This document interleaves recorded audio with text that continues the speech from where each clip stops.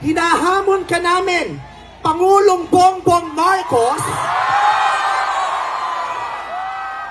kung gusto mong magkaroon ng magandang legasiya, ang pangalan mo, ipakulong mo lahat ng magnanakaw.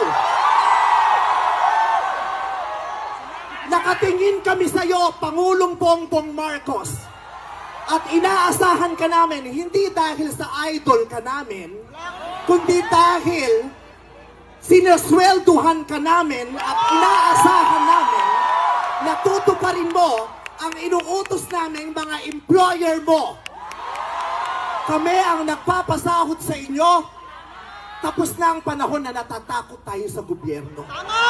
Takutin natin ang gobyerno dahil ang kapangyarihan nasa sa atin, wala sa kanila. Nakatingin kami sa inyo.